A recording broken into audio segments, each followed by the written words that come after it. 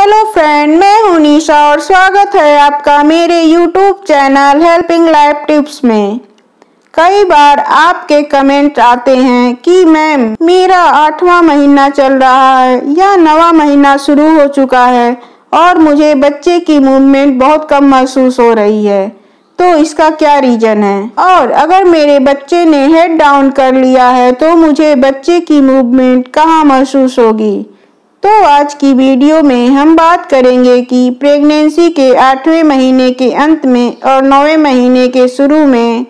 जब आपका बच्चा हेड डाउन पोजीशन में आता है तो बच्चे की मूवमेंट कहाँ पर फील होगी, किन महिलाओं को मूवमेंट कब फील होगी और किन महिलाओं को ज़्यादा फील होगी। तो आप मेरी इस वीडियो को पूरा जरूर देखिए और इसके अलावा अगर आपके पास कोई भी सवाल है तो कमेंट बॉक्स में कमेंट करिए।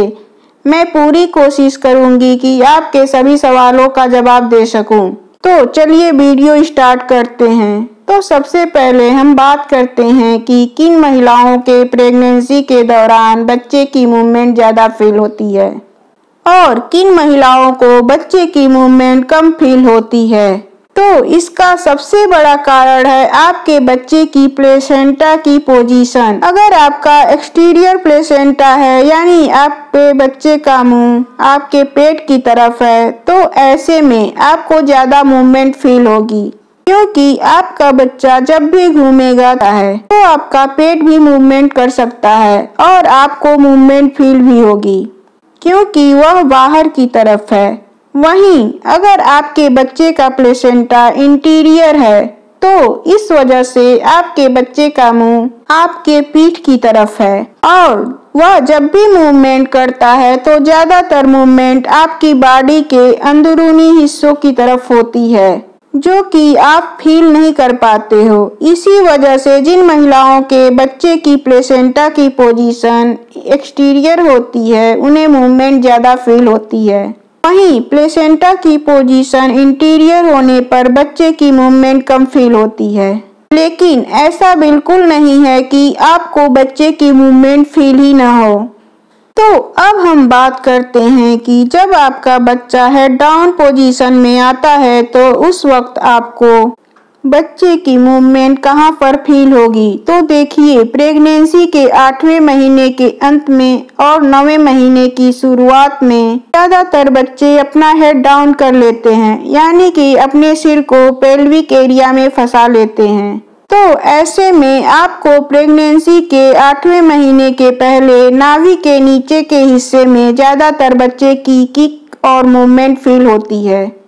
क्योंकि तब आपके बच्चे के पैर नाभि के निचले हिस्से में होते हैं। एक बार जब आपका बच्चा हेड डाउन कर लिया होता है, यानी कि जब आपका बच्चा पेल्विक एरिया में आकर फंस जाता है, तो उसके बाद आपके बच्चे का सर नीचे होता है और पैर ऊपर की तरफ होता है, जिसकी वजह से आपके पेट के ऊपरी हिस्से में यानी नाभि के ऊपर और छाती के नीचे बच्चे के पैर पहुंच जाते हैं, जिसकी वजह से आपको जो भी मूवमेंट फील होगी वह नाभि से ऊपर और छाती से नीचे फील होगी।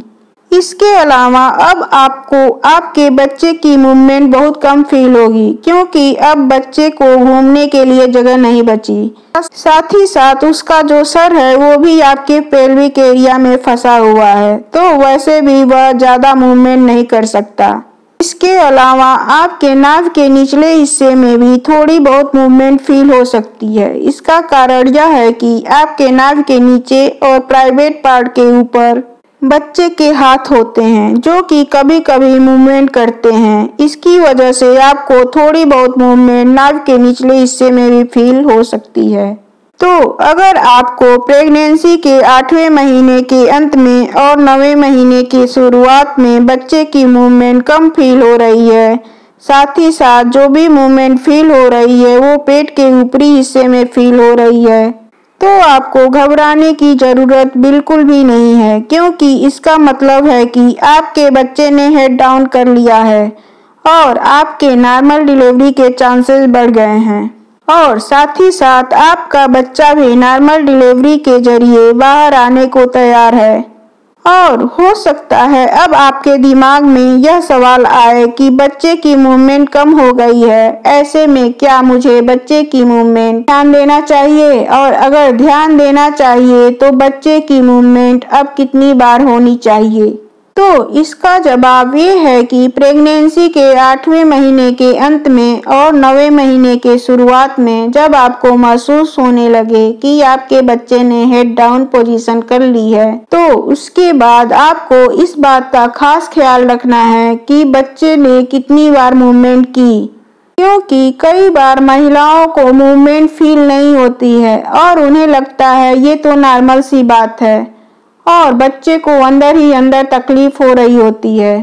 तो ऐसे में आपको इस बात का खास ख्याल रखना है। प्रेगनेंसी के 8वें महीने के अंत में 9वें महीने के शुरुआत में जब बच्चा हेड डाउन पोजीशन में आ जाता है, तब बच्चे की मूवमेंट दिन भर में कम से कम 12 से 15 बार फील होनी चाहिए और आपको इस बात पर खास ध्यान देना होगा, क्योंकि ये मूवमेंट बहुत हल्की महसूस होती है और अगर आपने ध्यान नहीं दिया तो आप इसे पकड़ नहीं पाएंगी।